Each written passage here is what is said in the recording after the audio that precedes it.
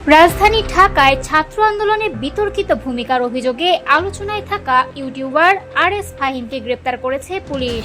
রোববার 29 মার্চ বিকেলের দিকে মিরপুরের চিড়িয়াখানার সামনে থেকে তাকে আটক করা হয়।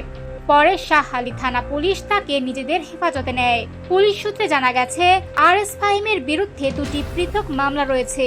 এসব মামলার ভিত্তিতে তাকে গ্রেপ্তার করা হয়েছে বলে নিশ্চিত করেছেন দারুস সালাম জোনের সহকারী পুলিশ কমিশনার ইমদাদ হোসেন বিপুল। অন্যদিকে শাহআলী থানার ভারপ্রাপ্ত কর্মকর্তা জাহাঙ্গীর আলম জানিয়েছেন, বিকেল প্রায় 4টার দিকে স্থানীয় জনতা প্রথমে ফাহিমকে আটক করে এবং পরে পুলিশকে খবর দেয়। খবর পেয়ে পুলিশ ঘটনাস্থলে গিয়ে তাকে হেফাজতে নেয়। পুলিশ আরো জানায়, বর্তমানে তার বিরুদ্ধে দায়ের হওয়া মামলাগুলোর বিস্তারিত তথ্য যাচাই করা হচ্ছে। যেই থানায় তার বিরুদ্ধে মামলা রয়েছে সেখানেই তাকে হস্তান্তর করা হবে। উল্লেখ্য, সাম্প্রতিক জুলাই আন্দোলনকে ঘিরে আরএস ফাহিমের বিরুদ্ধে হামলা ও উস্কানিমূলক কর্মকাণ্ডের অভিযোগ উঠে আসে। এসব অভিযোগের পর থেকেই তিনি সামাজিক মাধ্যমে ব্যাপক আলোচনার কেন্দ্রবিন্দুতে ছিলেন। এই ঘটনায় সামাজিক যোগাযোগ মাধ্যমেও মিশ্র প্রতিক্রিয়া দেখা যাচ্ছে।